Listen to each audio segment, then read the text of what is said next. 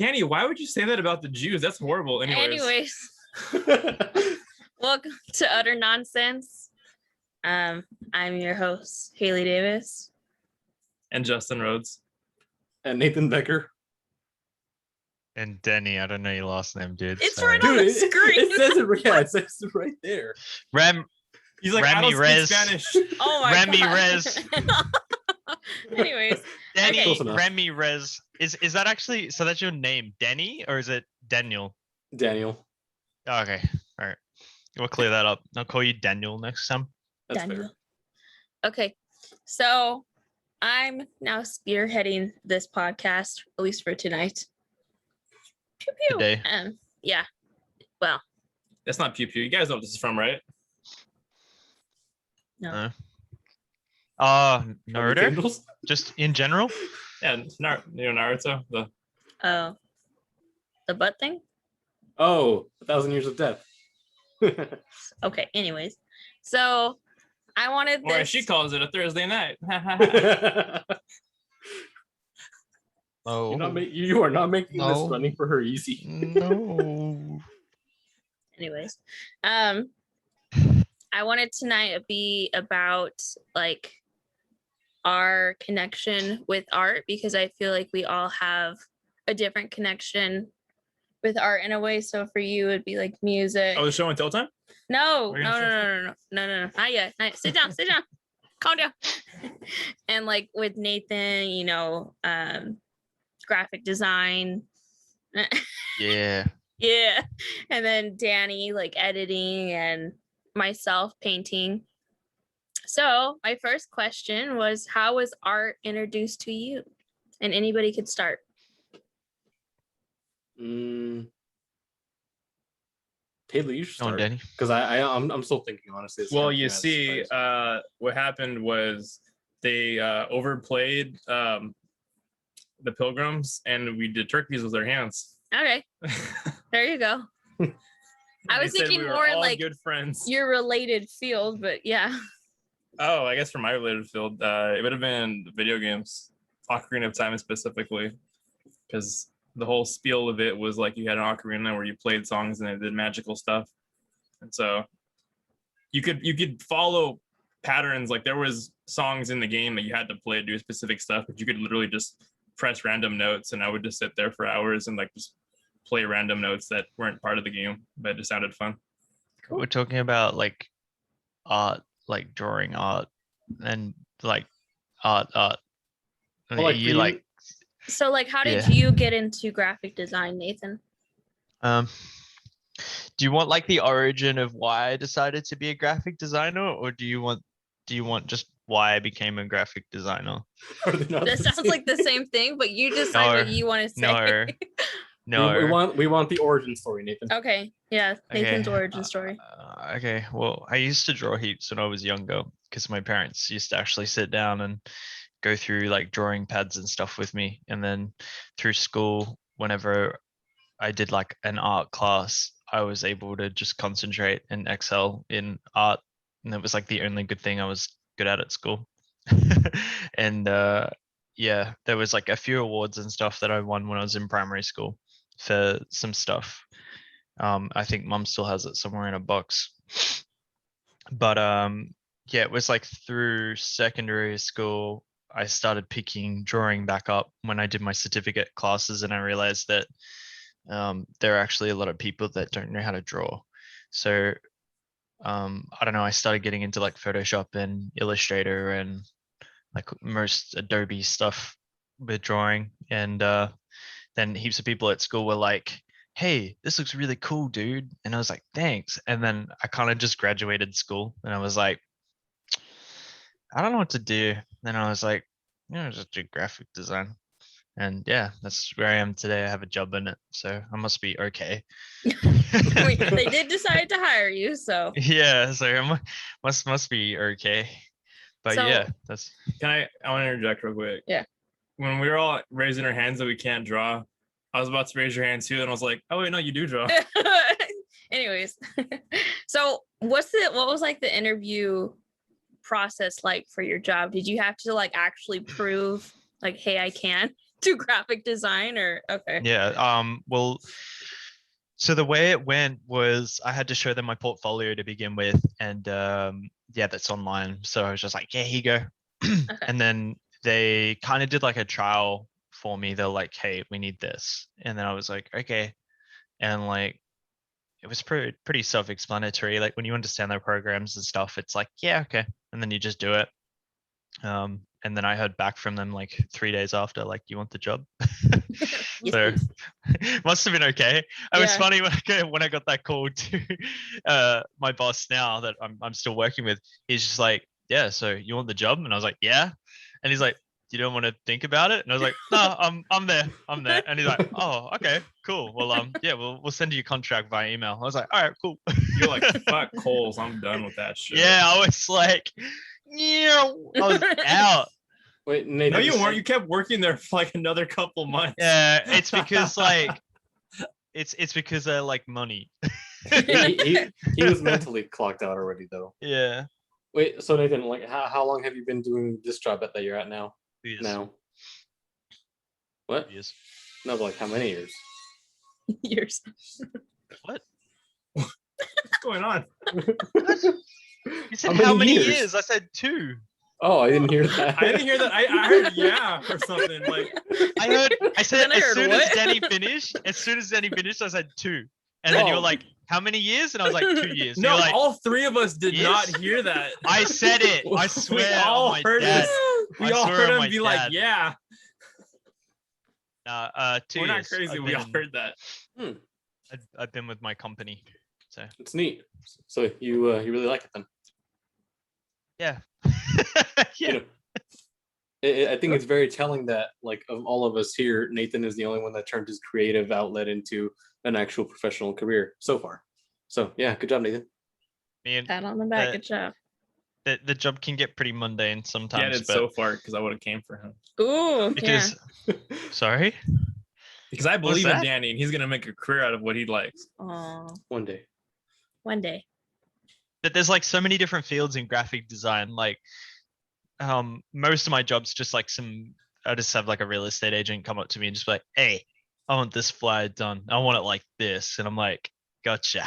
And then I just do it. So it is kind of cool at work though sometimes when work's just like, oh, we need a logo fixed up for this agent. And I'm like, oh, okay, I do this. And yeah, I do it, and then it's good. But pretty cool. yeah, that's pretty much it. Cool. So Danny, how was art introduced to you? So, I don't think it was ever like just formally or like properly introduced to me. I think it was like hinted at through like from different people in the last like I'd say like 6-ish years, but I don't think of it like the video editing as a thing was like actually introduced to me. I kind of like sort of discovered it, or at least that like what you could do with it. Because I remember, and I think I brought this up on a few different podcasts about how like when me and Justin were in high school, we tried doing like a little zombie film that really I think we shot once and then never did anything with it ever again. But I remember when, Star? yeah, we could have been stars. Could have been And then, stars. then there was a few years ago, this was like 4 years ago, maybe 5 years ago, when me, Justin, and Ben had started a YouTube channel that was going to be, well, it ended up only being like recording gameplay, but that's never really been something I wanted to do. I don't, it's not me. Anyways, I remember then when we had started that, Ben told me, hey, Danny, you should edit these videos since you're not actually playing them. I was like, okay, fine. And then I ended up not doing anything with it whatsoever. Like I don't think I even watched the videos or learned anything about editing. I was just like, okay. And then cut to whenever I started using Reddit like pretty regularly. I remember I was on the Marvel Studio subreddit, and like somebody did a really cool cut of just like a lot of scenes from like a bunch of the movies, and like just the way they cut into each other, and it was like really smooth. And I remember thinking like, how the fuck do they do this? It looks really fucking neat. I want to do something like this.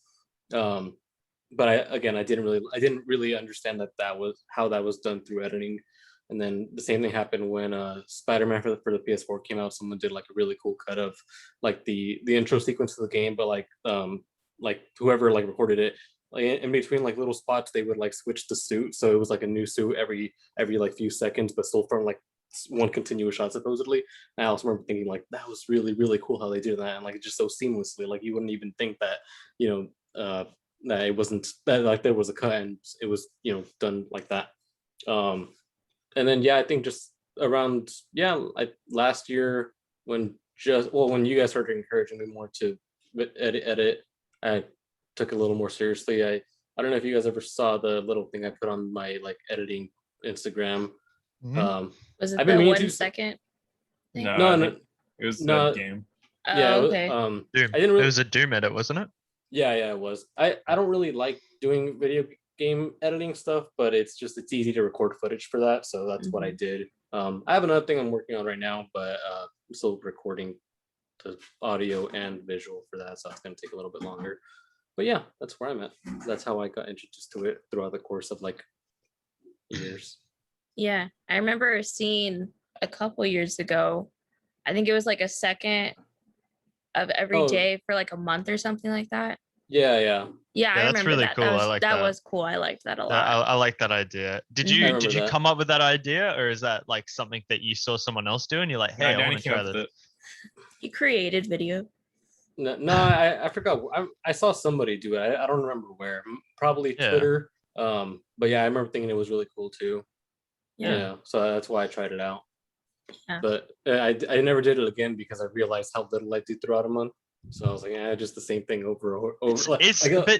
It's so cool because like it's good to look back on. I feel Yeah. whenever like you do this kind of stuff, like imagine like in like 2 years time, you go back on Instagram and you go, oh yeah, I'm gonna just have a look at this video, and it's legit like a second a day kind of thing for that whole month. So like you just be like, oh yeah, that's right, that should happen that day. Yeah. Oh, that happened that day. That's pretty cool. Yeah. So I feel like that's probably the easiest way to like memorize like some good times in like your life and maybe some bad or just in general.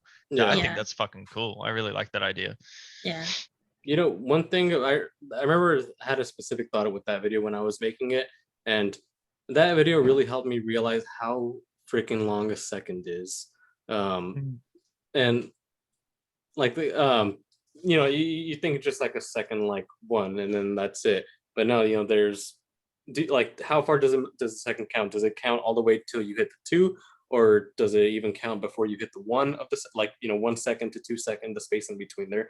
Because I remember for like a few of those seconds on that video, like a few of them were between 1 second and 2 seconds, but they were still not at that 2 seconds. I was like, oh, it counts. No one's gonna notice it's more than a second. 1 Mississippi. Yeah. 2 Mississippi. 3 Mississippi. So yeah, just it's pretty cool, like the little things you learn as you're learning other stuff. What's that called? I don't know. Secondary learning. I don't know. Yeah. Yeah, well, that's how I learn most of my stuff for like work and stuff. You just Trial by fire. well, you just do it and you're just like, oh yeah, cool. I know that now. I could do this now with that. And Yeah. you're just like putting shit together, Mhm. Creativity. It's like a mixtape. Like a mixtape Mix, of skills. like a mix. Yeah. Or a Yeah. mixtape. Fuck! I just spilled stuff on me. Whoops. Okay. BRB. How did you get? Oh, he's gone. He Oh, spilled so some stuff are you on gonna him. go last, Justin? No, he already I went. said- He started first. I said video games got me into music. Yeah. That's right. Honestly, that was a shorter answer. I didn't really. Okay, yeah, I started doing that, and then what happened is fast forward. Nathan My Butler. dad was heavily into rock and roll, so I listened to it. So it was the whole like, as your kid, you're like, oh, let's start a band, and it wasn't serious. And like, it was after enough years, it just transformed to like, oh, a band is like this fun, cool thing we do, to like actually just doing it by accident to playing instruments. Mhm. It's like pretended to be in a band long enough to start to get skills to play. And then I think for me, at least, when music for me actually took off, I mean, it hasn't taken off a lot, but I mean, to the point where like I was actually like, oh, I actually want to like keep doing this, was probably air guitar. Air guitar? Yeah, junior, was- sophomore, or Yeah, senior year? it was when When yeah, you did, Ian and Eli invited me to be in a band, and I was like, oh, this is fun. I like the whole dynamic of just like the people you meet and stuff, and like talk to, and just like getting to do music and hanging out, and it was a cool thing. Mhm. And I was like, oh, this would be fun. So like, just do. Yeah. Cool. And now you're Okay. gonna support me when I try, Always. as I'm poor, Oh yeah. Oh yeah. my sugar mama. Yes, sugar mama. Always a sugar mama. I'll Yeah. do the dishes for you though. Ooh. That might be worth it. Yeah, that's pretty good. How did you get into art? So growing up, my mom was always like a doodler. That's your list. You got a big fucking. I got a list. big list. Oh my god, you got bullet points. It's like never mind. Anyways, my mom was like a big doodler, and like she would be on the phone all the time, and she would like be doodling like horses, but they were like amazing like drawings and stuff like that. And I remember as like a kid, like I wanted to draw like my mom, and I would try, and then I was like, "Ooh, this is not good. This is not good." But she was always like had a love for like paintings and going to like meet or art galleries. And so in college, I took an art history class, and it was pretty intense. I don't know if you remember. We were together by then, right? Yeah. Yeah, I think we were like pretty new, but it was like an honors art history class. There was like 6 of us in there, but it was just interesting. Like you hear, the classics like Leonardo da Vinci and like Van Gogh and things like that. But Favorite Picasso. don't like Picasso. Anyways, but like I liked it because I feel I learned best through stories. So like any history class, if a professor would tell like a lot of stories instead of just using facts, like I remember things a lot better that way. And so she would tell us like, oh, this artist was actually like going through this at the time, or like so and so went through a rape, and that's what, or things like that. So I kind of fell in love with the artists themselves and then their art. So, for example, my favorite artist is Toulouse-Lautrec, and he's a French artist, and he was like an aristocrat. And when he was a little boy, he broke his legs like several times. So it actually like stunted his height. So he was like midget level. And at that time, like that society was like, well, you're kind of broken to us. We don't want you anymore. So he hung out with a bunch of like prostitutes and brothels. And so that's where he started doing a lot of his sketching. So I just kind of like that, just learning about him then made me like his art so much more. And then I think after that class, I took another like art appreciation class, and we had to do like create art for that class. And so I painted like my backyard, but it was with acrylic paint. And I kind of got into acrylic paint, but then I realized how awful I hate like how bad I am with acrylic paint. It's just Pretty good. I feel like I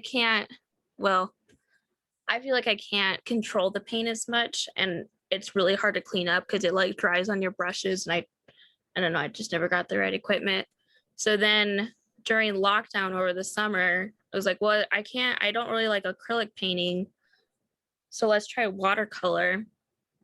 And then that's when I came up with like the challenge of like painting every single day. And then I came up with the Instagram and like trying to post every day. I mean, obviously not now because I'm really busy with the program. But yeah, so just trying to get better at watercoloring. And then I feel like art for me is like a good gift for people, which sounds weird. It's kind of like, I value my art so much that like here it is as a gift for you. But I remember being inspired a lot to like do paintings for Justin and like friends and stuff. So yeah, that's my art. I should do that. Like giving art to people. I have Yes, two Danny. questions. Yes, Danny. Okay, first question. this one's really, I guess, not super about the art, Mhm. like as a thing, but more a specific piece. You made Justin's logo, right? I didn't make it. This one back here. Yeah. He had it commissioned by somebody, Oh, and then I just copied it basically. plagiarism. Yeah, and then well, cause yeah, cause I was kind of like worried about it. Like I didn't want me to copy the artist, but Hmm. it's to the person who owns the rights to the image, so I figured it'd be okay. Yeah. Oh no, yeah. I was It's just, yeah, it's playing about okay. that. Yeah. You're okay. Oh, it was Nathan? No. No. No. Oh. No. No, but I did ask Nathan. Yeah. Okay. Yeah. Okay. Well then. Yeah. Okay, so I'm gonna ignore that question then because I thought it was you who had made it. But okay, Okay, second third question, question. which one? No, it's the second one. Okay. Do you plan on like incorporating your art, or at least like drawing into how you're gonna teach? Yeah, for sure. Right now, because of the age group I'm with, we do what we call directed draws. Mhm. So, like, for example, we're doing a farm unit right now. So, like, I had them draw chickens, and we drew baby chicks, and we drew actual hens and things like that. So, and then we can also use that to like label the animal and like I don't know. I think it's a lot of fun and it's really good listening skills. Um, but I've been talking to Justin about like how sometimes teachers are kind of like, you need to come up with a club or you need to do something extra. So I would love to do like a watercolor club and then like just have themes like this week I want you to paint a character from your favorite movie, or like this week I want you to do some kind of scenery that's important to you and things like that. Just not so academic, but more like emotional and expressive. And especially after like, the pandemic, a lot of kids are always being told like, oh, you're so behind. And I just want them to be able to like do something where it's not so like you can get graded on it, Yeah. Yeah. It's more like an effort thing. Yeah, It's just like, you put yourself into it and that's all that matters. Like, yeah, you put in what yeah. you get out, so yeah. When you say club, is this gonna be after school? yes. So what if I get hungry? You're not home. Make yourself something to eat. I don't wanna do that. It's too bad. So Meal are you prep? with You're are gonna you leave me with alone. secondary school? No, Yeah, are you it's teaching secondary or primary? primary. Yeah, okay. So the age group I'm at right now is 5-year-olds. So they're babies. Okay. But I get hungry too, and I'm a baby. Yeah, but You sometimes act like it. you're a grown baby. No, you make yourself some chicken. Get some rice in there. Anyways, Just eat a lot of rice. yeah. You'll be full. Oh yeah. Okay. So do you believe, let me try to find the question. Yeah. Do you believe that you can be like fluent in art, and how can somebody become like fluent? No, you can't be fluent in art. Oh, interesting. Yeah, okay. Okay, I don't think anybody can be fluent in any kind of art, if that makes sense. Like I guess it kind of boils down to like how you define art, like what is art Yeah. to you, and it's like this kind of goes to like when Nathan was gone and Justin was doing whatever with the fucking fan. But you were me and you were talking about editing, I think a little bit, or just because that's when you had told me you were going to be like spearheading this cast. Mhm.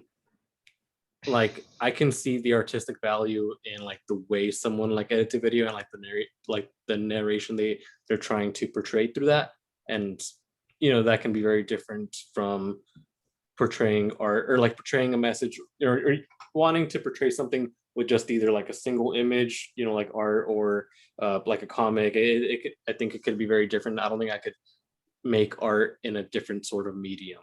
Like I don't think my brain's wired that way.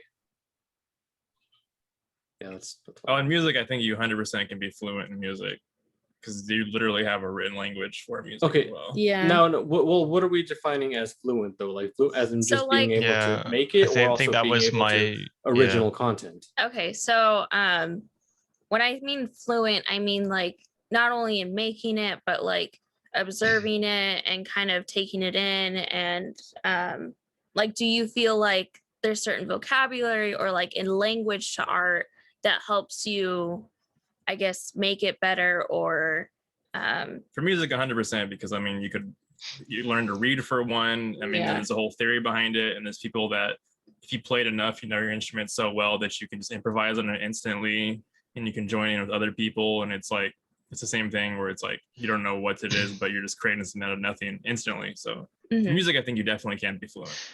But I feel like with art, it's kind of the same with music, where there's like subgenres to just art. Like with music, like you could play guitar, but there's different ways you could play guitar, right? Yeah.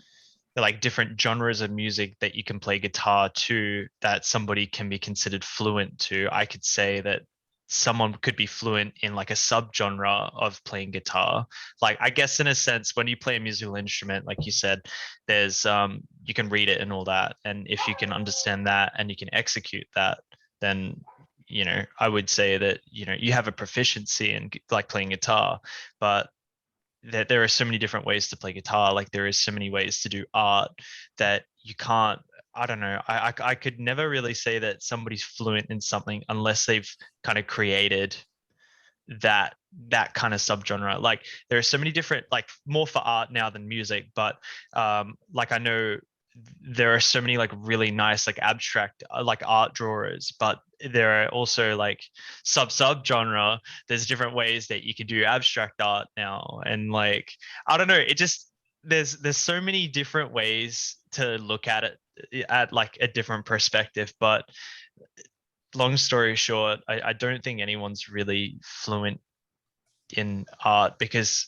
even when you want to like critique somebody, you're really just critiquing on like your opinion. It is your opinion. It's your thought process on a piece of art. There's nothing that can really like be a guideline to it unless like it's like a form of like technical art or something like that that needs to be like really straightforward, like there's rules for it and stuff like that. But art's really meant to be like free.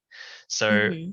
yeah, I don't, yeah, the way that it portrays it just feels like it's like to be a perfectionist in art. Like I don't think anyone's perfect at art. Yeah. I think there are so many ways you can improve, but then there's so many ways that you don't need to improve on because it's art, it's a creative field. So I don't know.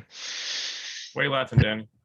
Oh, just when he was when he was talking about like you can't critique like another person's like, or you know, art because it's kind of you're critiquing your like your own opinion. It was just reminding me about the whole hentai thing on Thursday. Yeah, It's fuck you, very- Justin. What? Why'd you get so mad? I didn't get mad. I just told you everyone has their own preference. There is preference. And you just kept going on about it. So I was like, I don't know what this guy's doing. I just told him my opinion and he's still going on about it. So whatever. That wasn't the point. What I think of like this: you're not perfect in the English language, but you'd still consider yourself fluent in it. Okay. Yeah. Fluency, I feel like, is the It's ability to participate in something and do it and convey something through it. Mhm. But why are you Nathan- saying that art's like a language? Like art's 'cause- not a language. Well, music is a language, and music is part of art. Yeah, Yeah, music but is a it's more language. that was the hard thing that with the conversation that I was trying to go with, because Mhm. music, there are set rules, right? Like you do have notes, like it is a language. So you can follow the language and you can be, I don't know, in a sense, like proficient in it. But I wouldn't say that somebody's, yeah, I don't know. Because music is stuck to 7 notes. I mean, you have sharps and flats and whatnot, but I mean, you're stuck Yeah. where even if you don't know the notes when you're playing them, you're still stuck to a rules of those with sharps or flats. And so it's Yeah, like and then different octaves. I feel like art physically drawing is completely different because I mean, I guess you can get Yeah. into like brush strokes, you can get into like the Yeah. medium you use, but it's like I guess it's like you could become, in my mind, it'd be like you become really, really proficient in a certain type of like oil painting or acrylic, it's like you become really good in it. If you got like a marker or like spray painting, it's like you can be like, I have no idea how to do this, but you're really fluent in conveying what you want to through that medium, which I would say is like an instrument. I can be really proficient in like guitar, but not at all in piano. Mhm. So to me, it's more of you're fluent in the medium of your art rather than the art itself. Yeah. That makes sense. So Nathan, correct me if I'm wrong, but what I took from yours is like you can't be fluent fully because art evolves so much and it's so personal, and it's, like you can be in a certain medium, but you may never master the medium fully. But I feel like with Justin, if you are a visual artist, you are kind of stuck in, people have to see it, that to make it visual, it can't be just, I don't know, but like, I'm sure with graphic design, there's certain programs you have to use that have certain rules with them. And then like for myself, with my medium of watercolor, I have to use water to activate the paint, or some kind of liquid to activate the paint. So there are some kind of, like, Kind of mediate or disagreement. I'm just saying that like Teacher. I could see how, I don't know, both of it could work, but I just see it as if like you can't be fluent in anything if you want to go that level. I understand there's a level of objectivity to almost anything. So it's like perfection doesn't exist, but throughout our day, we consider ourselves fluent in a lot of things that we will never be perfect in. mhm. Mhm. And I do, Nathan, I feel like I have to disagree with art not being a language, because even like basic logos, they communicate something. So whether that's like, the FedEx logo or something like that, when we see that, we think, oh, shipping, and like a gift, or, something always conveys, whether it's like a really emotional art work or it's just a simple logo or things like that. I feel like that conveys something. To go more specific, you could even say hieroglyphics and cave paintings as well. Yeah, for sure. Yeah. I know this So- isn't totally on point, but I kind of, I don't know if you guys ever heard this before, but I remember hearing somewhere that like even like just the colors used, like they have a lot of like implicit meaning. Yeah. And like more specifically with fast food. I remember somebody saying that like most fast food places are like they have red and yellow because Red. those Yep. induce like hunger, and that's something I really wouldn't think about all that much until you really realize it. And like off the top of my head, the first places I'm thinking of are at least red, if not both red and yellow. And I mean, right there, you're painting power. It's red. Yeah, the gauntlet. I mean, it's not. Yeah. Makes you hungry, Hungry. dude. Or how like every social media is blue to induce calm. Mhm. Yeah. No, they're not calm. No. And I think blue is like really bad for your brain right before you go to sleep or something like that. Blue rays. Yeah. Well, like, It stimulates it helps curb It's melatonin, melatonin, isn't it? production. Yeah, it curbs it. oh, okay. It's just melatonin. Yeah. I used to create information, secretes chemicals back into your brain, activates them. Hmm. Wait, so what's this about blue? About going or blue and going to bed? Oh no, just certain lights, like your eyes when you see spectrums regulates, like you see light and you go, oh okay, it's cool. But then when the light goes away, your brain goes, okay, no more light. It's time to secrete melatonin, which helps you go to sleep. Oh, Yeah. okay, yeah. And certain yeah. lights are worse than others when it comes to helping you go to That's sleep. why like new phones and stuff have like light filters and stuff, like warm lights and stuff, so that your eyes like, because you ever go to bed and you like sit on your phone for like an hour and then you go to bed and you're like, I can't sleep. And it's midnight, yeah. It's melatonin, yeah. So Yeah. people usually get glasses and they get like blue light filters. Like I've got glasses at work that give blue light, and then like even on like updated recent phones and stuff like that, they have filters and like for warm lighting and stuff. Yeah. So Yeah. Oh, so back to the art. What's the phrase we all hear about a painting or something? That's we all art. see It it. looks good. We all see a painting, and there's a very common phrase people have added when they say something about a painting. What a wonderful piece. I'm not a critic, or I'm not. No, a painting is worth 1,000 words, or a picture is worth 1,000 words. Oh, yeah, yeah, It's another thing it conveys. yeah. You're right. Yeah. Okay. Yeah, I just remember that. Yeah. I remember. I don't know if you guys watched Daredevil on Netflix. But first season. First Yeah. season we did. Oh, okay, well, yeah, first season. You know, the main bad guy, Wilson Fisk. He buys this just like giant painting that's just like gray marble. It really just looks like a gray slab of marble, and nothing else really. And the person he buys it from says something like along the lines of like, oh, you know, this is the only piece I haven't been able to sell, and it's like worth this much. And she says something along the lines of like, it really doesn't matter like what's on the painting, it really more matters like how the person interprets it and like what it means to the person. So yeah, that's all I really got from that. Just reminded me of that. Okay. So how do you feel art communicates across boundaries or like borders? What do you mean? How do you mean? Well, for me, I would say it is that everyone understands music. From my art perspective, is that it's everything from just hitting to your voice as an instrument. So like it's been a common medium throughout human history of music, even Like- if we didn't call it music. Universal. Yeah, it's been, I would say, probably since the dawn humans were there. Just Mhm. it's a common thing. It's joined people together. Yeah. To everything, yeah. You don't have to, yeah, I can meet someone that I don't know how to speak their language, but you can both enjoy music together. Yeah. Yeah, like for me, with like paintings or things like that, a lot of the great painters and artists and things like that, they came from such a long time ago and different I can't cultures. hear you guys right now. Hold on. My headphones died. Oh no.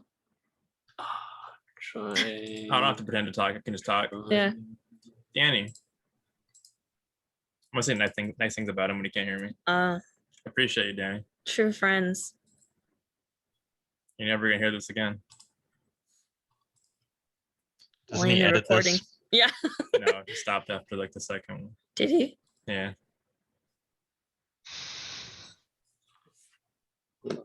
Bye bye. Bye forever. Kick me. What? Wait, hold on. Can you guys kick me really quick and then add me back in so I can adjust the audio? No. Can you hear us? Just leave. Yeah. Just leave. Oh, Don't mess with it. No, I'm scared. Don't mess with it. Just let him leave. Don't click that. No, click that.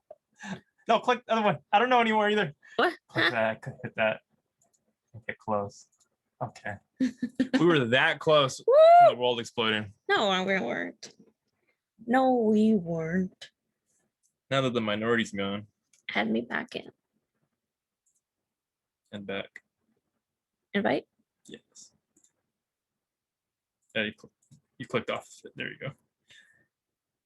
Who are these people? Who are these people? Are they your friends? No, Here, let's just I have no idea who these people are. I don't know anything.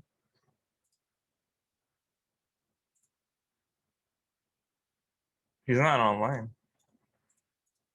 Oh, there he is.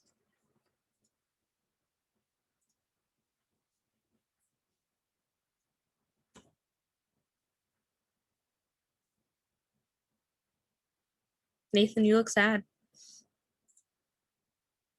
You should on him. You Um, told him his art wasn't valid. He's wrong. Oh no, we can't have that. No, it's, Oh no, it's we not can't have about that. I was Oh no. looking on my computer, Oh, Oh, but I was no. like kind of like leaning as well, like just There we go. while I was looking. We can't hear you now. I don't know, Danny. oh no.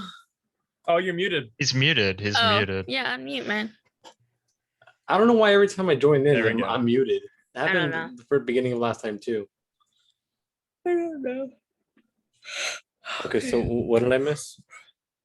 And then we're just talking shit about you. Yeah, because I was fudged it somehow. Yeah. So did you hear Justin's spiel about music? No, actually, I remember asking what you guys meant by the question, and then just started talking, and my headphones died. Just said music universal. Everyone understands it. It's a basic from the time humans existed. You know, you beat a sound for a beat, or your voice is an instrument to sing or hum or whistle. It's been there forever.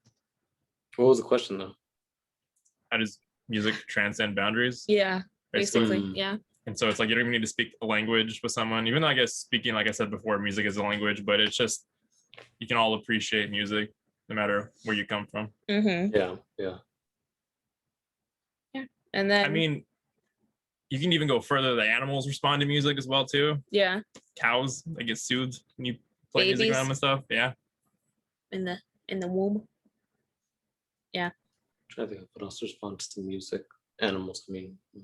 Well, you got to do your specific medium, Danny. Yeah. Oh, and my Stick to your lane. Stick to so wait, don't okay, tell the so- minority to stick to his lane. That's mean. Wait, so I'm sorry. Explain the question again to me so I can think about my Yeah. my answer. Yeah. So like, how does art and like the lens of like your medium, so like editing or film or anything like that, kind of transcend boundaries and borders, and it doesn't have to be language. It can be, countries or things like that. Like I an think- example I could think of, sorry, like Parasite, like it was made in Korea, but it was huge over here, and You got subtitles. Though. yeah, but like Yeah. you can still appreciate the art of the movie even with a different language. Yeah. I think like not even just like as a feature film, but just like videos in general can be they transcend a lot of those boundaries, because even like before in the 20s 30s, when when movies were still silent, you could still tell a big story through just a silent movie, just watching things happen. And in that same way, I mean, you could probably not, I mean, obviously you could teach people things, but you can also send specific messages through a video, even without using audio, or without using audio that someone understands. And so like, like let's say you were you're trying to show someone from who speaks a different language that doesn't speak your language, and you're trying to show them either how to do something, or just something you're trying to tell them, and you got to portray it without actually using your mouth, but in with your actions that's recorded. Actually, it's kind of like that what's that game that we play, one charades, like charades. Yeah. Where Yeah. you can't talk. It's pretty, I'm trying to say it's it transcends in a similar way, because even though, I mean, that's live action, I guess, but in the recording it's the same thing, just you're seeing it differently. But yeah, I think that's how it can be used. But Daniel? I don't know. He's chilling. He's like that. He's chill. I have no idea. I don't really know. As far as boundaries, not really. All right, then I got a question for you then. Okay, so for whenever you got to make a logo or something for some company, what's the basis that you use for how you want to make their logo compared to how you want to make someone else's? Usually just make up a whole heap of templates, and I just say to them, do any of these spark your interest? That's pretty much it. And then they tell me which one they like, and then I just go from there and ask them about their colors and stuff and their fonts. I think logos are very powerful to barriers, because I mean, like, everyone understands what the toilet logo is, even if you're in a different language. Mm-hmm. Or McDonald's. Yeah. It's just because they've invaded everywhere. Yeah, well, I mean, Yeah. it's their logo is so prominent, it's or Starbucks or Armies use their logos in old times when they're fighting wars, Mhm. everything. Yeah. Pirates use Yeah. their logos, Yeah. their sails, fighting you. The crossbones thing. Jolly Roger. the new or the biohazard emblem. I'm pretty sure everyone knows it and just Hopefully. associates it. Hopefully. Yeah. Fingers crossed. Yeah. Yeah. And like I was saying before, Danny got cut out.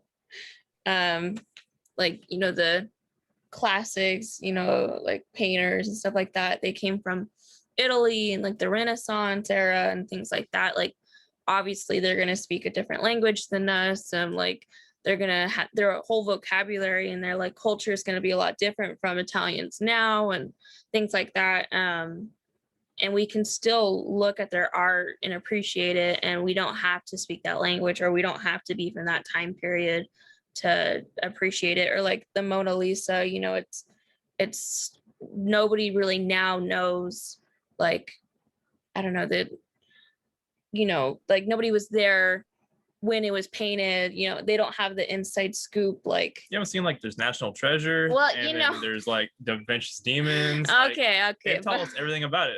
We know Well, a lot. you know, like, Tom Hanks and Nicolas Cage. The They eyes know follow the you. secrets. yeah, they do, obviously, yeah. But it's, yeah, it's interesting. And it's, you know, we can appreciate, even if we don't have that many similarities with them. So yeah. Can all appreciate. Yeah, they I don't know. They weren't that good at drawing animals back then. There was some messed up. You're just like they drew animals the really weird cats back were then. awful. Just I don't know what it was back then. They Yeah, yeah, they had issues with cats. just drew the weirdest shit. Yeah. Humans were like beautiful, and the cats would be like. Bleh. It's weird because the Egyptians got it Genitals right. were always really weird though. What? The way they always drew genitals was always I don't know. Oh, Generals, said yeah, generals. I know. It's like, okay, The Romans, I mean, the Greeks, they did. They're sculptors though. yeah. All right, No, last. no. Oh, sorry. I'm sorry. Haley, go ahead. No, it's okay. You can go ahead. Go for it. And I was gonna say no, just more like the appearance of the genitals in their art, like not the fact that they were there, but more just like how they interpret genitals. Yeah, that's Yeah. what I meant. No, yeah. I wonder if they laugh like we do. You know, like we're immature, like ha, a penis. Do you think that back then they're like, this is gonna be good? Oh, sir. Maybe There's maybe there's it's one of gotta those be things that, like where they meant for it to come out as it's like really just really funny and preposterous, but then I was like, oh, this dick actually looks pretty good. I'm gonna make money off this. Yeah. Immaturity had to have transcended like time, like just been like, I'm gonna do a penis. Yeah, But I feel like their maturity is like, or immaturity was like, oh, I made his cloak like Oh too yeah. short for a duke or something like that, you know, like Yes. ha ha ha, you know. you think they had fart humor? Like, I got it. Come on. I Humanity don't has know, to. they're Humanity pretty has gross, to. It's had to so- have come like this. Had to been like everything goes, and then like, we've gone up and have been like, oh, we can't do that, and it's gone back down. It's got to have like over time just kept. Like I just feel just like want to everyone know was what the etiquette gross, was though. back then for farting. Like, I mean, it was like like anybody just did it wherever it happens and like was open about it, or is it like now when we're either really quiet about it or we just don't want to do it in front of other people, or like one of those things where they even shun it in the bathroom. I don't know. You got I'd to like imagine, to- yeah, because I mean, there's things like burping where like burping is accepted in some places. So what's to say like other bodily things are like more accepted, Mhm. especially when you think about not just culture but like through periods of time. Yeah. Yeah. All right. My last question about art. Are y'all ready? Da-na-na-na-na-na-na-na. Okay. Was art prominent in your elementary education? For mine, it was for my medium. I mean, we had this thing called Kingdom Choir or something like that. I think it was. Forgot, but it was a choir that started like real early, like probably like first grade, where we'd go over and we'd do it. I mean, even in school, just in general, they had a choir where we'd perform at like school. So I mean, in that level, for music, it was very much. And then musical instruments started to fifth grade for me, where fifth grade on up, it was heavily like, you want to join the orchestra, come do it, or you want to do the band. So very early. Yeah, for mine was. Or even like yeah, to pass out recorders in like kindergarten or elementary school. Yeah. Parents loved those. Those recorders, man. I got mine. Mine's up there. Yeah. You know, I don't think recorders were a thing at Jefferson where I went. I don't remember like doing any sort of music other than singing in elementary. So what the hell? I mean, your school was like down the street from mine. It's the same district. But How did singing, you have different singing shit to definitely me? was a big thing. I mean, Yeah. we even had like every Christmas we had like the whole carols. We go to the whatever room we all congregated in the school. It was a library, I think, for us, and we'd sing carols and stuff. So it was really big for us. I don't think we ever did that, but I specifically remember singing Puff the Magic Dragon a lot in class. Those were good times. Look, Nathan's mute so he can chew for us. Thanks, Nathan. What are you talking about? We appreciate that. For me, I don't think video editing was something that, or you know, even just not even if you take away the video part of it and just leave the narration part aspect of it, I don't think that was really something we learned about in elementary. At least not that I remember off the top of my head. I mean, unless you count what? Yeah. Do you feel like it should be? I think it would be hard for kids to grasp the idea of it. I mean, at least, you know, I'm just going off my own personal experience. I think when I was a kid, I don't think I really paid a lot of attention to like narration and just like the little minute details people went into, like how they wanted to tell something. So I don't really think a kid, or at least, you know, like I said, I don't think I would have paid attention to that. So I don't think I would have been able to really grasp that at a young age. Maybe middle school by then, but yeah, definitely not elementary. Mhm. I feel like it's a lot of power to give kids, teaching them video editing and stuff. Yeah, Well, it I really feel like- is. It's so much distraction. I feel like young kids, they always want to tell stories, like all the time. Like it's an issue sometimes. Mhm. You know, like I'll be teaching a random lesson and be like, we're getting chickens and his name is this, and you know, all that stuff. So I feel actually giving them the opportunity, like, here, this is 10 minutes of uninterrupted you time to tell a story in any way you want. I feel like a kid would thrive on that. And if you taught them those like skills of like how to edit a video or like how to narrate a video or something like that, I think, and hopefully they use it for good and not evil, but I can just imagine how funny the cuts would be in kids' videos. Like just randomly, it would just be like abruptly, be like, and this is where, and then it would just be like Yeah. the next scene, like it would just be. You know, I feel like it could happen. I remember a few years ago. I don't know how familiar Justin or Nathan are with this. I'm pretty sure Haley knows about this, but like a few years ago, what? No, it's a Twitter thing. So It's a Twitter thing. Twitter originally only had a 140 character limit. Yeah. And then a few years ago, they changed it. I don't actually know the exact limit now, but it's at the very least double that.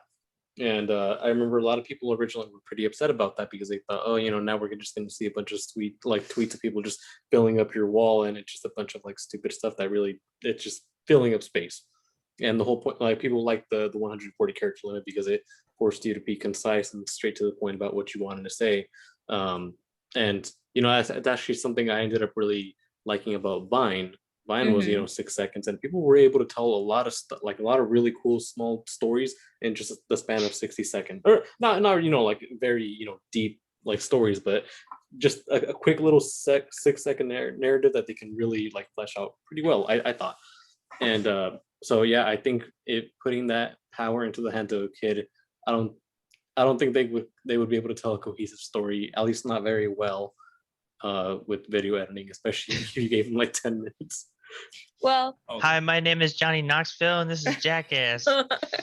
I feel like whether or not we teach them, TikTok is huge for kids.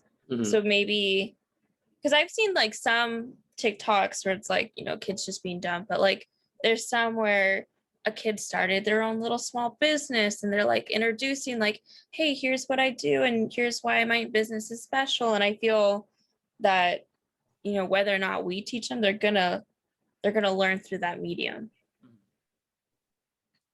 I feel like there's value because Danny said TikTok, not TikTok, Vine is shorter too.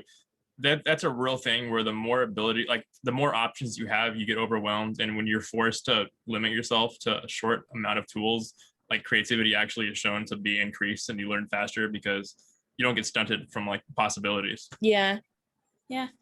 Maybe starting them on that, and then like when they get those bigger ideas, then Yeah. yeah. I could Could see you maybe just help them implement those ideas? Maybe just giving them examples and stuff of things that other people have done so that they can get a rough idea on something they might want to do. yeah. I don't know.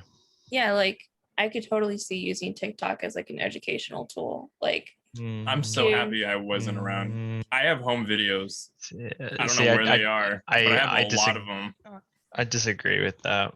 okay, why? 'Cause, it's just like, I think it's just making like attention spans worse.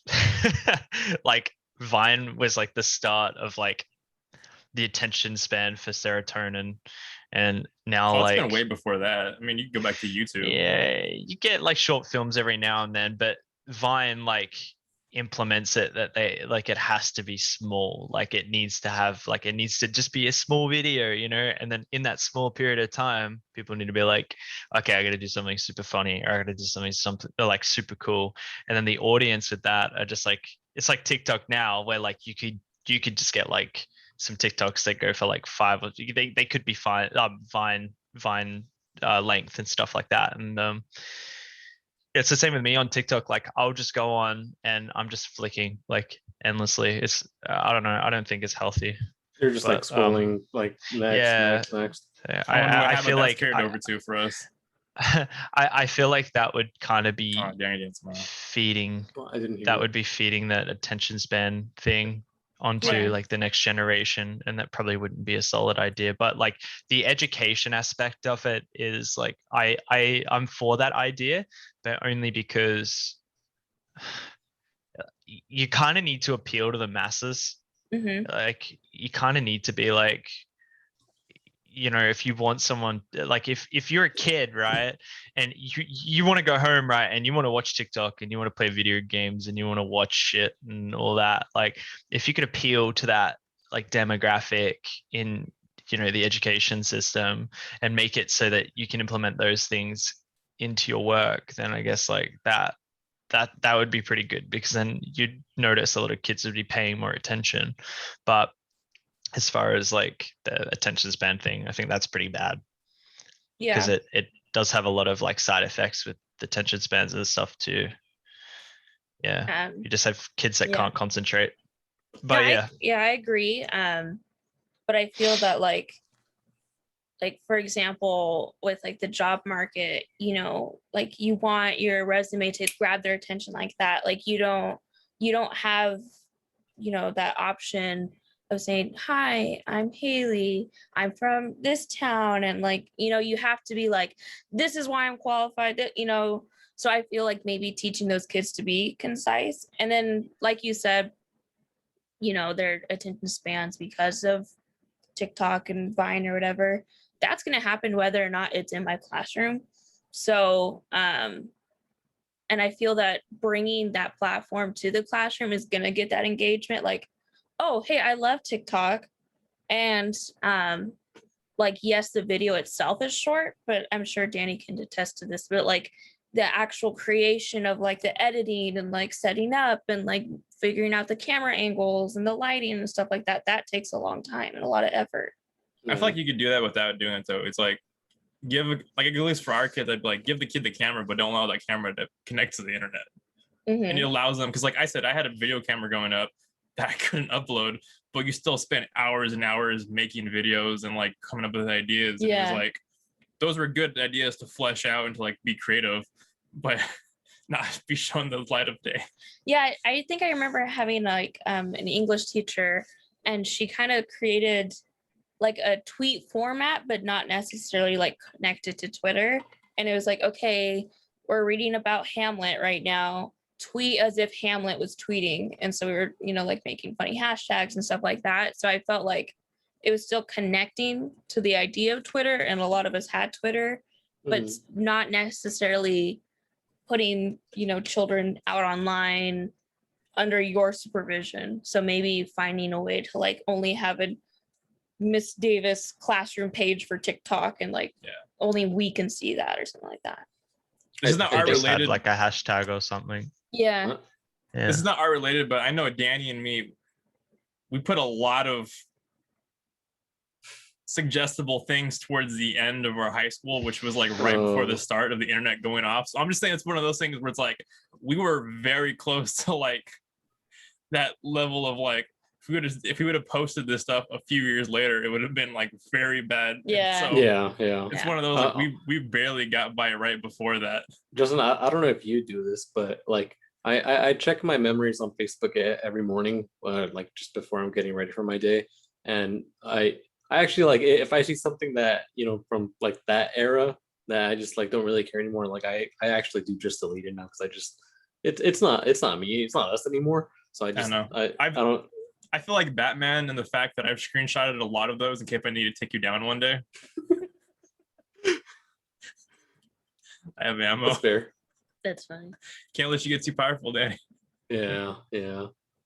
Oh, sorry. Just a closing note for that little for that question. But on the topic of like how how Haley was saying that she her students are going to use TikTok in or outside the classroom, so like she'd want to incorporate it to at least kind of in a way use it in a good manner, and like Nathan kind of disagreed with that. I think like any social media really, you'll in a lot of the websites that we go on frequently, they can be used really good. It just depends on what you get at, or what you choose to get out of it, which I think is the important thing. Because like you can go on Vine and like TikTok and whatever, and you can waste a lot of time, and honestly that's what you're gonna do.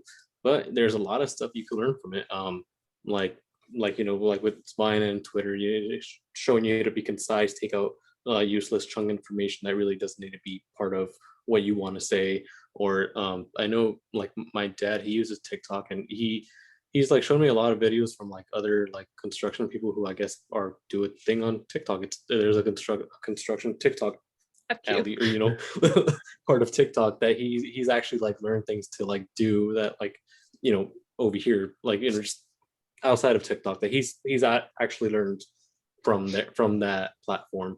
And like I think it's so, if Haley were to use TikTok, and maybe not the actual app, but just the format of it to teach her students something, I think they would probably react to it in a positive manner, because they would associate it with something that kind of relaxes them, or just gets them to turn their brain off, but just you would be using it in a way that would turn their brain on. Association, mnemonic devices. Yeah. And we can heavily control real life kids. Like, at least our specific kids, and you can put parental timers and everything too, and content timers. Yeah, and like I think locks. it's important too to like not necessarily say like, oh, internet is bad, never get on TikTok, never do this, but maybe teaching a child how to have an appropriate online presence, and how to, like, hey, jobs will be looking at this, and like maybe not making that joke on there, even though it might be topical and you think it's funny, but like being able to censor themselves in a good way. You know what I mean? Like, I'm not going to shoot myself in the foot in the long run. All censorship is bad. Well, it's just, like I feel bad when people like they're just being stupid on the internet when they were kids, and then it's coming back when they're like 25, 30. It's like, hey man, I was like 12 years old when that came out, or something like that, The so age when your brain finally actually does stop. yeah developing. So it's I feel that like showing them, hey, this is how to have an online presence, and then if you choose to ignore that, and if you choose to post whatever pops into your brain without you thinking about it first, then that's on you. You know what I mean? Kind of. But then you get blamed because you're the parent. That is true. I think I don't know, something like that. I think you need a lot of people behind you to kind of push that. Oh yeah, I mean, absolutely, you do. Because it's not something that you could do by yourself. Like you can't just, I don't know. It'd be Well, a it's bit more like difficult to, you but do the like I best kind you of can for understand. your kid. Yeah. And hope the Yeah, best for like society. Yeah. yeah, but like I can understand where you're coming from as far as like instead of just like being like TikTok is wrong, etc. It's more just like, well, why don't we teach people how to use like teach kids how to Yeah. use TikTok, and we teach them like properly. And it's like you could really implement that into anything in life, like alcohol. Mm-hmm. You could do that with I don't know what are like some other things like sexual education and stuff like that. Like we Yeah, for implement sure. that into our education and stuff so that we can teach people how to do it properly. Like how Mm-hmm. I'm more kind of about drinking and stuff now, like how alcohol is really bad if you drink too much of it, and like if you mediate it and like Well, you just eating regulate too. it. Eating. Yeah, just like there are so Yeah. many Existing. different things. But yeah, no, going back to the point, yeah, I do understand that would be good, but you kind of need that backup too. Like you need people to assist you with that as well. You can't just be Yeah. like the lone survivor and be like, well, I want to implement this, and then people are just going to look at you and be like, okay, how? If you have a lot more people, then yeah, for sure, Yeah. that would be a really good idea. You got to be the Yeah. change you want to see in the world. There you go. Bingo, bingo. Bingo. Bingo. I feel like, yeah, just summarize it up. I need to teach regulation and moderation just in general for people and themselves, Mm-hmm. Yeah, how to 'Cause- regulate and moderate your actions, feelings, and Yeah. and just Anything. consideration for who you're exposing your own, ideas and your output into. Yeah. Because well, that's one of the main reasons like I want to become a teacher is that not every kid is going to have that good role model. And, you want to be that consistent person in their life to show them this is how to be a good person. And this is how to be a successful person in society and like be able to contribute. So I feel that, those sort of things are, that's a they're, lot. I think you're in the wrong business. That's a lot. I feel that some of these taboo topics need to be talked about in school, and like how to have a healthy relationship with food, how to have, safe and appropriate sex, and what consent is, and things like I that. feel like you can't though, because how many times have you heard anyone to say, "Don't tell me how to raise my kids," and how common that is of a thing. Yeah. Well, That you gets need pretty- to, that's the hard part. You need to convey to the parents that like, we're a team, and I don't want to tell your kid something that's gonna, contradict you, but like how can we work together? I feel like you can't. I feel like it's the government needs to be like, this is how it's gonna be. Because if they're gonna run Yeah. the public school system, they Yeah, need to tell but- parents then this is how it's gonna go. Yeah, but that's- imagine something actually being implemented to do with the education system that people don't like, then you're definitely going to be seeing a lot of people like upset about it and very angry about it. So I don't know. I like Yeah. Haley's idea better, where it's just like because like you have like parent teacher interviews, right? Mhm. Like with your kids, like with the kids you have at school, and so yeah, so that would probably be like a perfect time you could just like sit down and just be like, yeah, we need to do this. Like you may not think it, but like we are a team. Like Yeah. you have your kid like before and after school kind of thing, but like I have them in school, and like I want to make sure like we have the best outcome for your kid kind of thing. I feel like if you get down to that level, like I that would be good. Yeah. That would work. How common do you think it actually is though that a parent is unaware? Like if a kid has a good parent and they're involved in their lives, then you're gonna know that. And if a parent's bad, it's pretty obvious too. But how many kids do you think are actually the parents are like, I had no idea it's like that? It's like to me it seems like you're already gonna know what you're getting into. Where if you're talking to a parent, what are the chances the parent's gonna be like, I was so unaware my behavior is like this, I'll change, versus it's kind of sadly stuck in stone.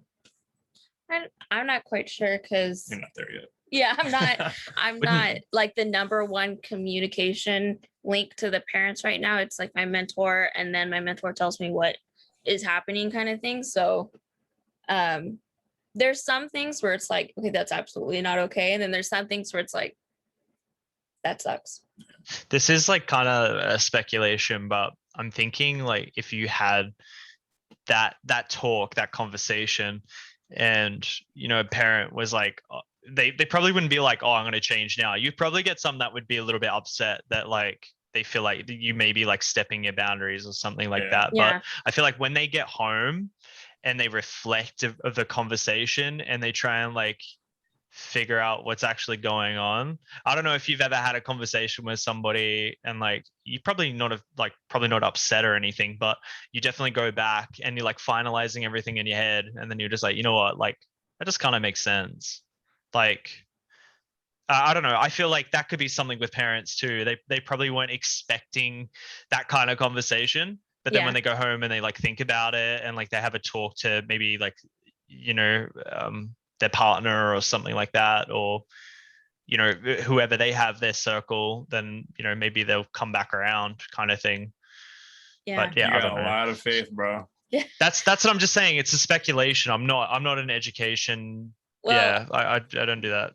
yeah, But like yeah. my mom, when she was in the classroom many years ago, she taught preschool, and she had to call Child Protective Services on a parent.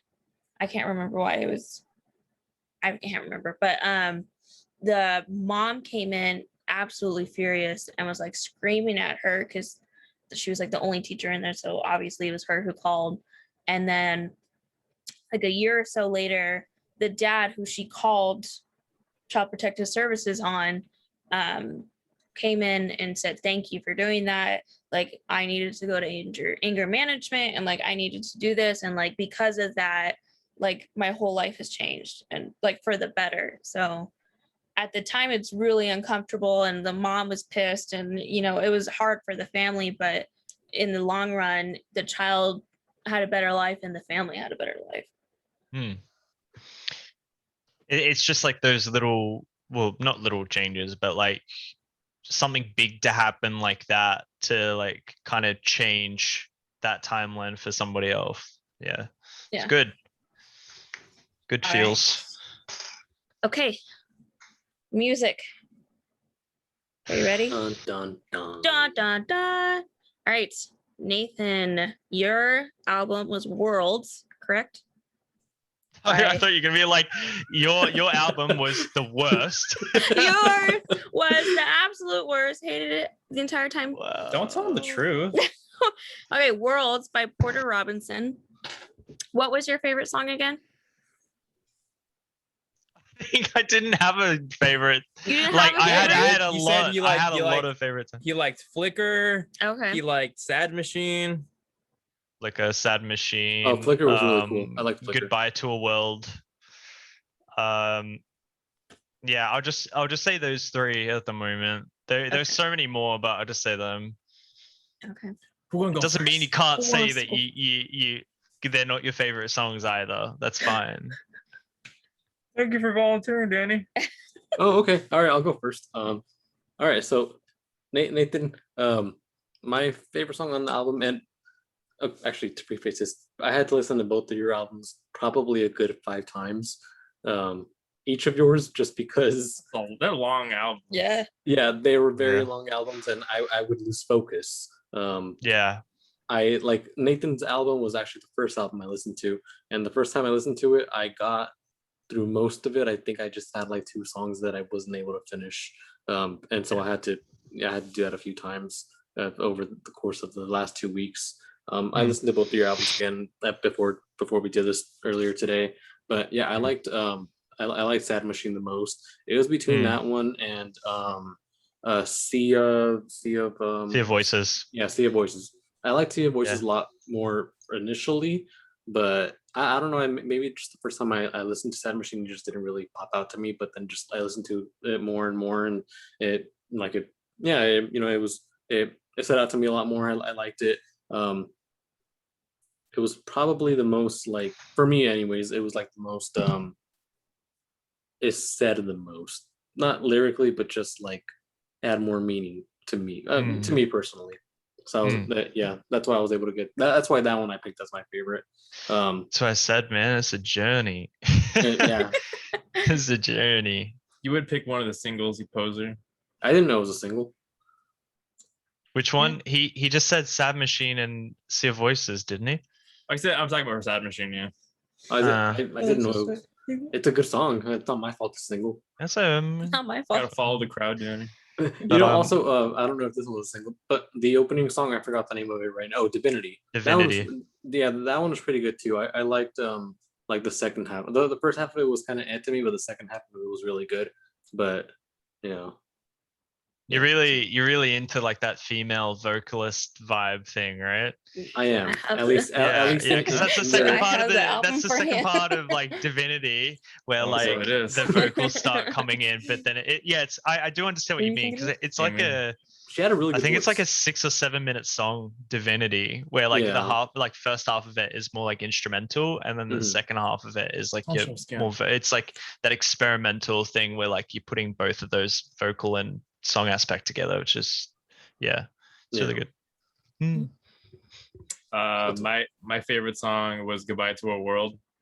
Mm, It's banger. Banger.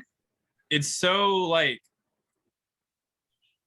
I don't know. It's kind of like feels like it's melancholic, but it's like sad. But it's like it's a robot, but it sounds so sad. Even though I know there's "Sad Machine" is literally a song in there, but it's just one of those where it's like you can hear pain in a robot type of voice, and Huh. it's just like Yeah. it's just so pretty. And then like it's funny because both of our albums end the same way too, where it's just like it just is like crumbling and like destruction. Yeah. But The really cool, sorry to cut you off, but it's like the Porter has like a commentary album as well of Worlds, and he talks about Goodbye to a World. Sorry, he does talk about Sad Machine as well, but Goodbye to a World is realistically about him and his time playing like MMORPGs and them having to like die because he's like, I don't know, the servers just go out because they're just not like a good enough MMORPG to like stay up. And so like that was his like reasoning around that last song. And he also says like it's meant to be pretty, Goodbye to a World, because like he's remembering all the good times and stuff he had while he was playing the game and like meeting new people and like playing the game and enjoying it. And he's like going through all of his experiences again and all of his memories playing the game. And that's like where the song came from. It's actually pretty fucking cool. I do enjoy the album. It's hard for me to come up with words because I've listened to it. It came out like what, 2014? Something like that. So it's weird trying to come at it from a news perspective of like reviewing it, because like I do like it. Like I've listened to it quite a few times over the years. I probably haven't listened to it in like 2 years after, starting now, but I mean, I listen to it a lot, and yeah, I like the whole aspect, especially like the female voices, and I like the touch of, I always say, the robotic attached to it to have this like human element to machines and stuff, and it's just I like quite a few songs. I mean, yeah, like I'm trying to say, Sea of Voices I definitely do like as well. Yeah, Sea of Voices is nice. Sad Machine, David. Yeah, it's just wait. So you didn't like the first half as much as the second half, Danny? Yeah, I'm not saying I didn't like the first half. I know. I'm saying I said you enjoyed Divinity. it. I almost feel like it's the other way for me. You like the first half more than the second? Yeah. We're different people. We're different people. We're different people. Has it been proven yet? Has the egg theory not been thrown out the window? So, Denny, I gotta ask really quickly too. Did you like Lionhearted? Honestly, I don't remember it all that much, so I'm gonna say it didn't really stand out to me. It's like they broke the laws we guarded, but we don't care about it. We'll finish what we started. No. I'm remembering now.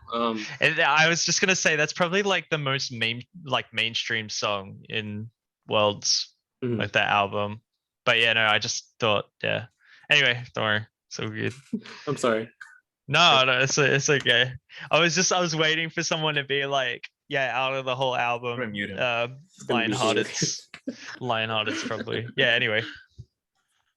All right. So when I first started listening to it, I felt like this was like a festival like soundtrack.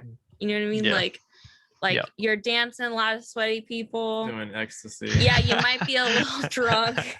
Like I felt like that was the vibes of it.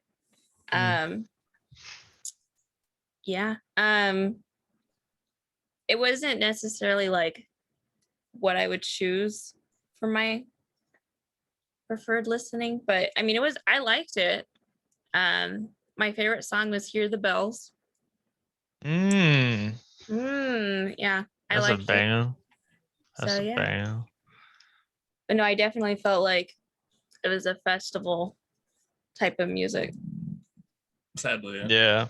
I think it's been co-opted by drunk, sweaty white girls. That just Well, I not think on Instagram. Like the EDM. Like I imagine like EDM girls with a lot of like glitter and yeah.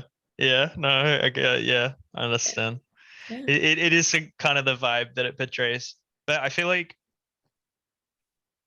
I guess like Porter. Would you say that Porter kind of pioneered like that kind of like soft electro thing into his, I don't know, concerts and stuff, and made it like kind of mainstream?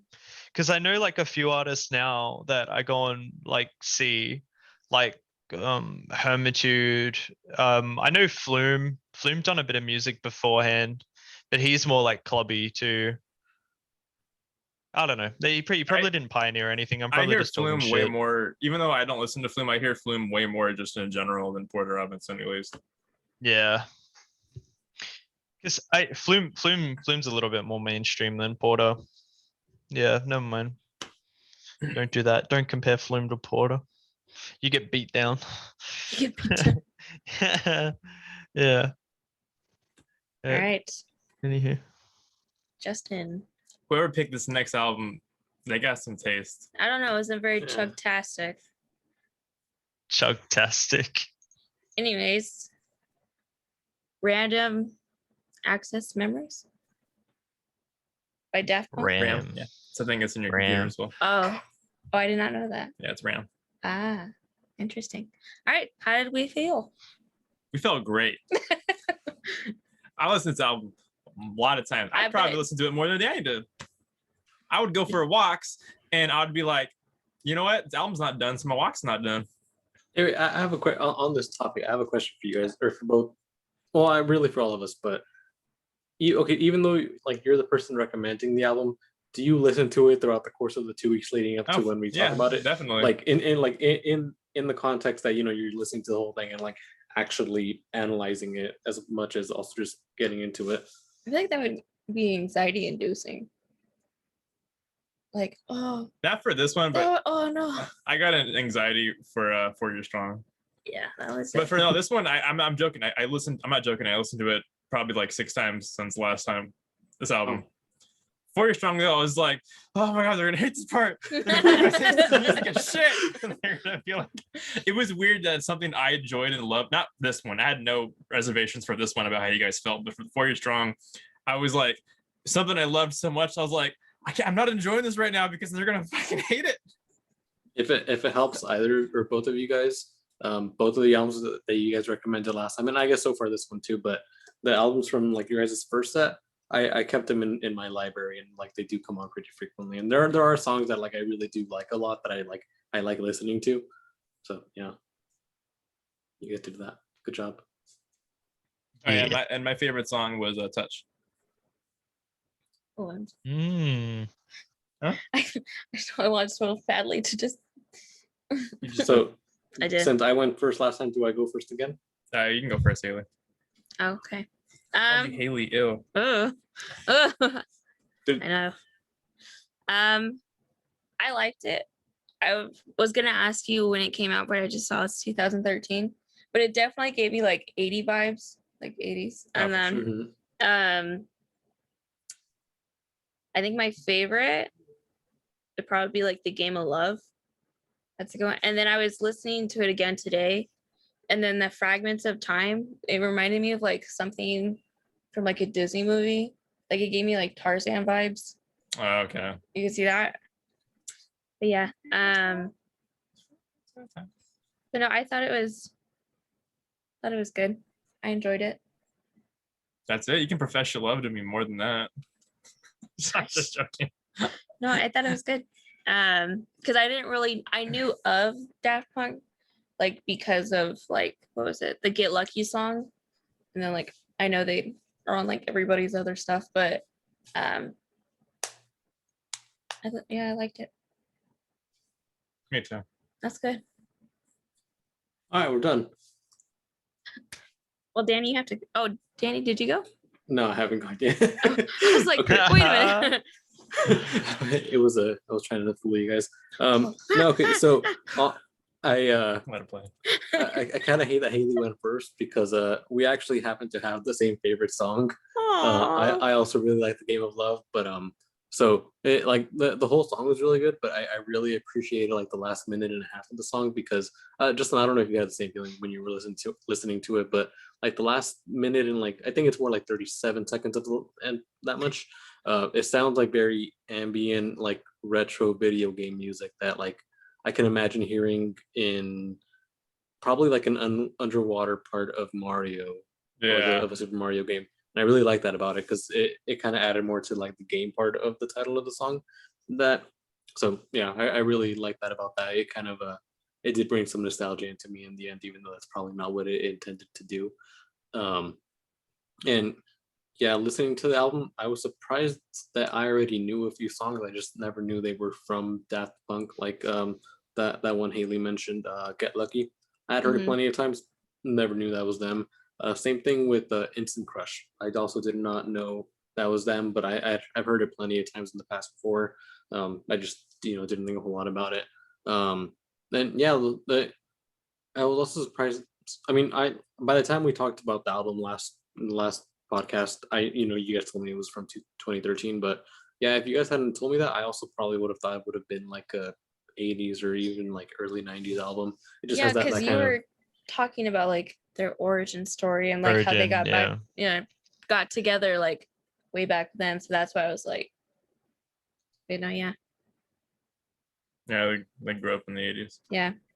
Yeah, and I was like that was very apparent in like the style of music they played and also just like the album cover itself. It also had like a 80s, 70s kind of Mhm. look to it. Like it reminded me a lot of like the album cover specifically reminded me a lot of the album cover for Dark Side of the Moon. I don't know, just something I it just can kind of say, yeah. reminded. I'm really a big fan in general of mixing genres with 80s sound. Mm. Mhm. I like a bad bands that do that as well. I feel like 1975 does it a lot too. That's why I like 'em. I feel like The Weeknd does that a lot. Yeah, they do it too. Yeah, I get. Yeah, it's some Michael Jackson vibes in too sometimes. Yeah, it's like most of Daft Punk. I think they like I kind of just had a look on Spotify. They have like 5 albums in like the 2000s, and like they made a heap of stuff in the 1990s too. But it's just like, man, they did a lot like ages ago. Like I like looking at the years now in comparison to like some artists that I listen to with like their releases. Like these guys went ham, like Tom and Guy, man. So yeah. Do you want my take on the album now or? Yeah, you hated it, right? Yeah, no, I'm not a fan. Yeah. Dude, when these guys split up, I was so upset. When I saw that video, I was so upset. Like the whole day, I was a Debbie Downer. No one wanted to be around me at work. I just had my headphones in, just listening to Daft Punk. But anyway, yeah, Ram is it's a really good album. So one of my favorites. I don't have it on vinyl, unfortunately, but yeah, it's really good. And You. Yeah, I honestly, showed it last time. Oh. Other time. yeah, Favorite song? man, I'm trying to think. I don't want to say Touch, It's but gonna be a copycat. I Contact was really a good song. I'm really stuck between Doing It Right and Fragments of Time. Yeah, because they're both fucking really good songs. Doing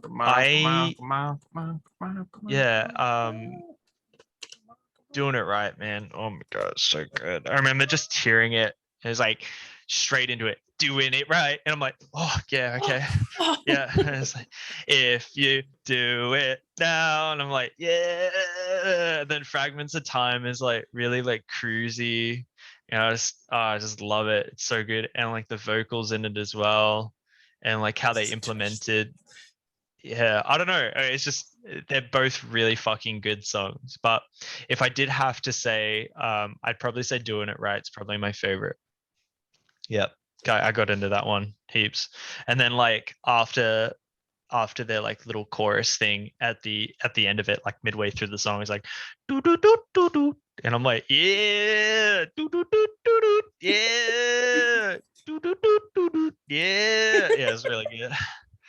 That's a really good song. I like that when it came out.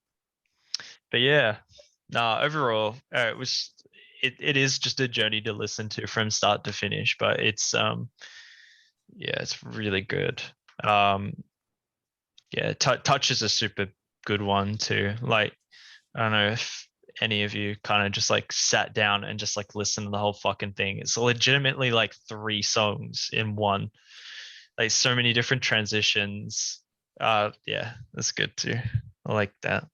And of course you like, Get Lucky and Lose Yourself to Dance and Yeah. like, Mhm, all Lose of the Yourself to other Dance is ones really that have been playing like a heap because it's Daft Punk, and like, there are a few songs in their album that make it like hella viral, and everyone's like, yeah, with like Pharrell Williams, like we're up till night to get lucky, and then it's like, yeah, you're just like, when people are like, oh my god, I love those robot guys so much. They made that one song with that guy, and you're like, oh yeah, love that one those that robot always guys. plays. Yeah, it's like, yeah, that Got Lucky song. Yeah, it's like they show up a little bit in the music video and they're just jamming out. It's like, yeah, they've been around for a long time and they're called Daft Punk. So yeah, but anyway, Name 5 of their albums. In a Nathan world was that offended.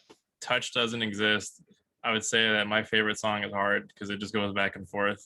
I listened to it multiple times, and each time I was like, I like that one. I really do like Instant Crush a lot Instant and Crush. and Game of Love. Mm, I just Game I like the of progressions a lot. How Love. like throughout the song they keep layering more and more. Mhm. Mm, Then it all crescendos in the end. yeah. I even like. Oh, I'm gonna sorry. One more thing. Go A cool for thing it. about this is they did for this album that's different is that before, I mean, their music is electronic a lot, but for this album they implemented a lot of actual analog instruments, like the drums. It wasn't a beat machine. It was actual drums and a lot, and added a really nice Yeah. element to it of mixing genres of music where you're adding like electronic music with physical instruments, and it just Yeah. created a nice touch. Yeah, it's because they are well known for like electronic music, and then when they go and like add analog music and stuff like that, instead of just doing like like loopers and like just stuff that you can pick up that you can do on like a computer, it just made it sound a little bit more like pure. Mhm. I don't know.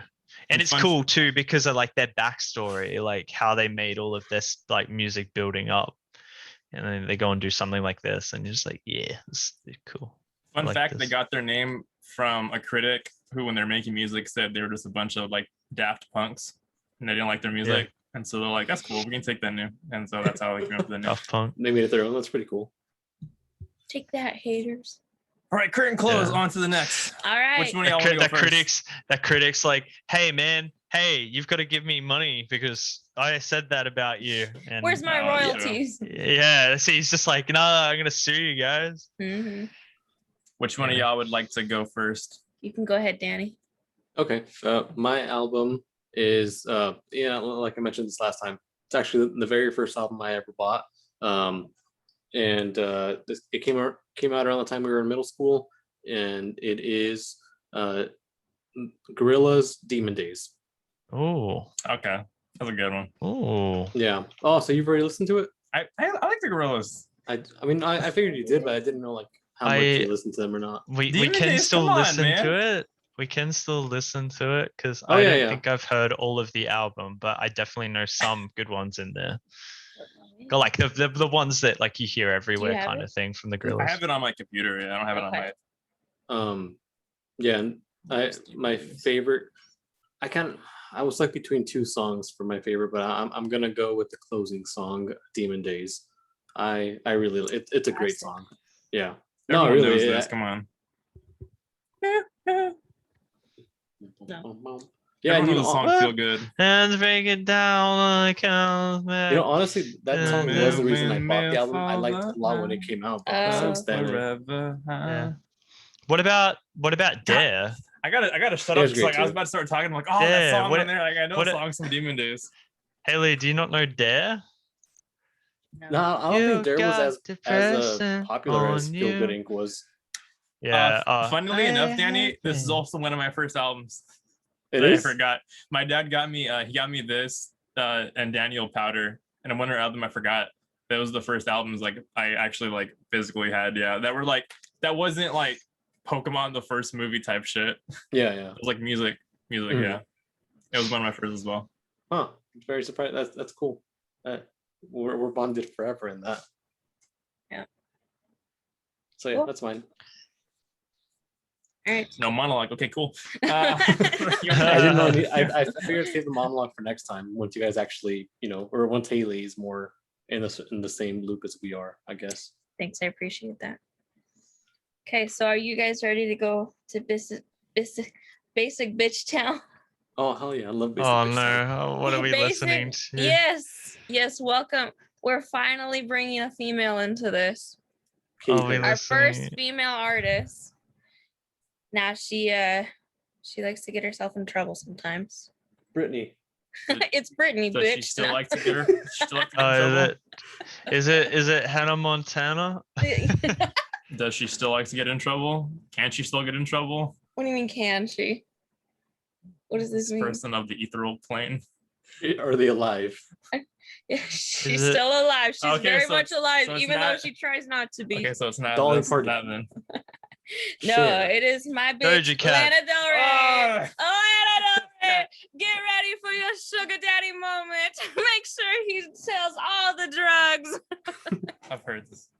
Yes. What? No. No, What? Lana Born has to Run or born to life, whatever. no. Wait, is it was Lana or born. Lana? You can say whatever you want. Oh, I Can don't- you like, can you spell it, please? Can you put it in a L-A-N. mathematic formula, please? LANA Del LANA. Rey REY. which Yep. album are we doing, Haley?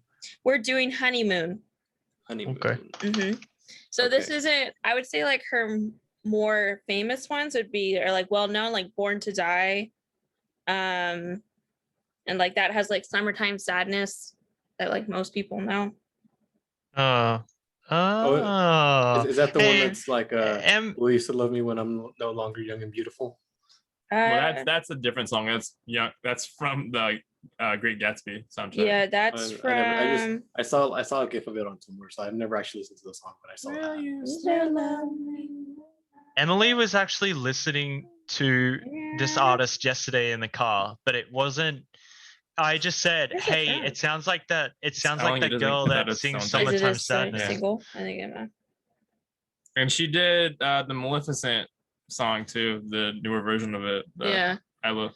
Yeah, but no, like a lot of people make fun of her music, like it's all Daddy. jazzy and like, he's probably like 50 years old and she's like barely 20 and very sugar daddy vibes, but he might be in the mob type of thing. He just that's my girl Lana. But okay, so Honeymoon is the album, and I'd say my favorite song, my favorite song, Salvatore.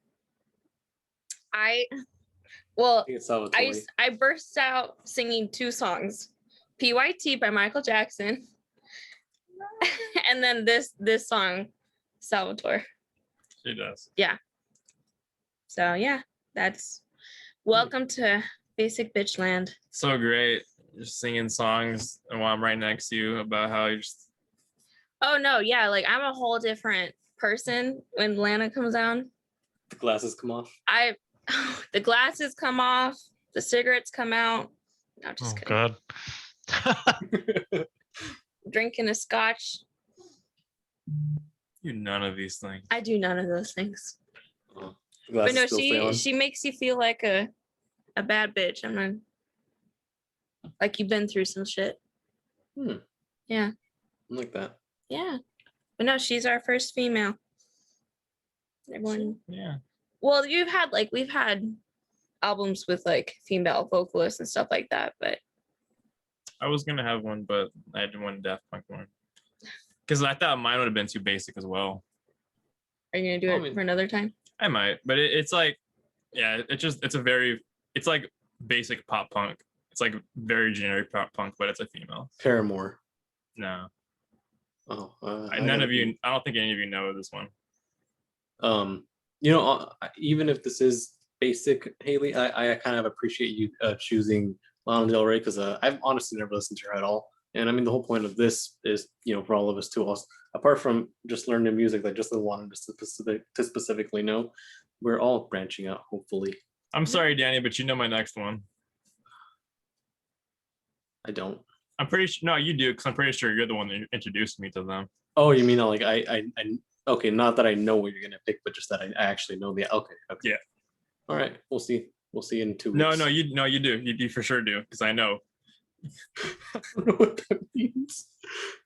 No, because I know, because we've been in your car and you're playing. I'm like, who is that? And you're like this. I'm like, that's cool. So I know you know them. Maybe I don't remember.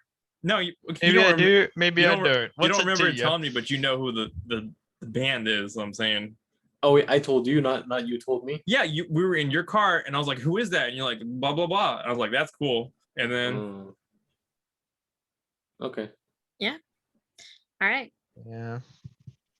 Haley, next time it's my turn again, I'm also gonna pick a female artist. I already know the band. Well, it's a Sweet. band. There you Damn, go. band. you can't be Yeah. changing. I don't want to follow this trend just because it's trendy. Okay. For female. Trying to be Probably female progressive. eventually. And like 4 albums. Ah, god damn it! I wanted that one too. Ah, you ain't gonna hear a woman from me till like November. Sexist. Is it sexist or is it more sexist to purposely do something to virtue signal? Is it more sexist to use someone as a platform to get something than to genuinely do it? I don't Well, know. you know I like her. Yeah. So I do know because I bought you like 5 albums from her. yeah, like she's one of, I don't know. It's like even if I am totally over her at the moment, if she comes out with another album, I'll be like, yeah, all right, let's Are give we it a talking go. about Lana? Yeah. Even if she I thought you were gonna say Amy Winehouse stuff first. is a good one. I love me some Amy.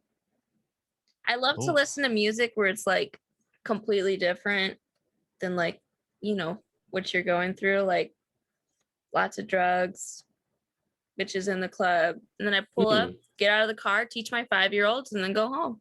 I have a question. I mean, Yeah. I know we're kind of close to the end, but I have a question that you just reminded me of that I kind of want to ask everybody to get their inputs on.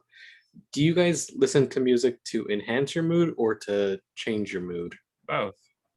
No, but like, I mean, like a majority. I mean,